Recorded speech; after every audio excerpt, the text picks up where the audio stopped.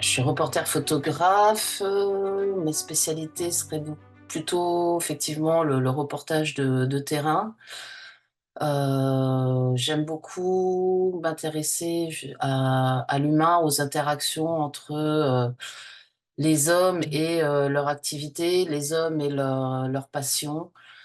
Euh, Souvent, ça a à voir avec on va dire, l'écologie ou, le métier, le ce qui tient en fait, l'humain dans son activité en fait. En fait, c'est quelque chose que j'ai découvert il y a 20 ans. C'est une tradition qui existe en Camargue depuis, des centaines d'années vu que ça date de Catherine de Médicis.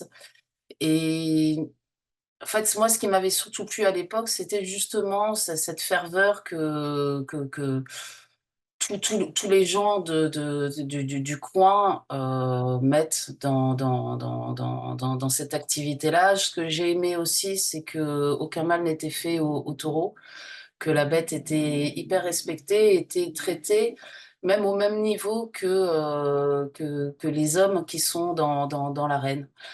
Et justement, je trouvais ça bien, ce rapport de respect entre l'homme et l'animal. Hem, le taureau, en fait, apprend une sorte de métier, un peu comme on peut avoir des chevaux où on leur apprend un métier. C'est pareil pour le taureau. Et voilà, c'était quelque chose que j'avais découvert il y a 20 ans. Et quand on a parlé justement de sport, j'ai repensé à ce que j'avais vu.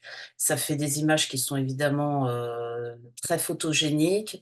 Les mecs prennent énormément de risques pour pas grand-chose finalement. Ils sont professionnels, mais bon, ce qu'ils gagnent, ça a tellement rien à voir par rapport aux risques, qu'ils prennent. Et puis, ça les tient tout au long de l'année parce que ça fait travailler énormément de gens, finalement. Donc, ça fait travailler les manadiers, ça fait travailler, les organisateurs, ça fait travailler aussi, il y a un rapport avec le cheval qui est en symbiose aussi avec le taureau, avec l'homme. Il y a cette espèce de trilogie entre toi qui moi m'avait interpellée en fait.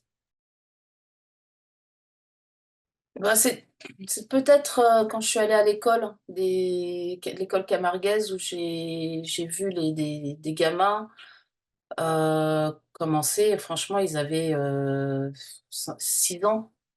Il y a peut-être même plus jeune, 5 ans. Et je retrouvais en fait, ça m'a fait penser moi-même à mon expérience de maman. Parce qu'en fait, tu les mères qui sont là, qui donnent leurs gamins, et puis tu as les vachettes qui arrivent parce que pour, pour des enfants, on les entraîne pas sur des taureaux avec enfin, c'est plutôt des vaches qui sont emboulées, mais il y a quand même du danger. Et les parents sont quand même là, ils encouragent. Et après, c'est c'est comme, je dirais, au judo où après ils viennent discuter en fait avec le prof.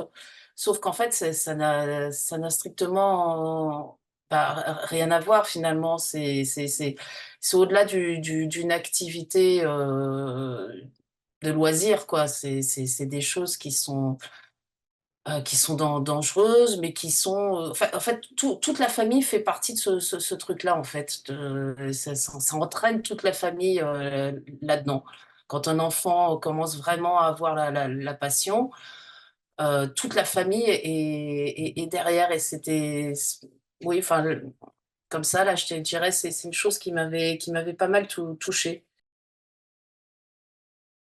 Je dirais le dépassement de soi. C'est un peu bateau à dire, mais c'est vrai que c'est des choses qui nous entraînent, qui nous disent que, ben, nous, même dans notre quotidien, et ben, même sans faire de sport, et ben, on peut aller plus loin. On peut, heu se dépasser, c'est et puis il y a surtout aussi, oui, cette solidarité, en fait. Il y a un truc comme ça qui existe. C'est dans les courses Camargue, c'est une vraie famille et je pense aussi dans le sport, c'est pareil, il y a une vraie entraide,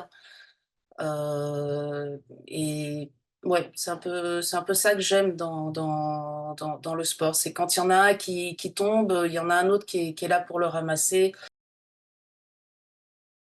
Motivation, d'abord et avant tout, j'ai trouvé quelque chose que j'avais toujours cherché, que j'avais moi-même essayé de créer avec ma société, mais ça n'a pas été, ce que je voulais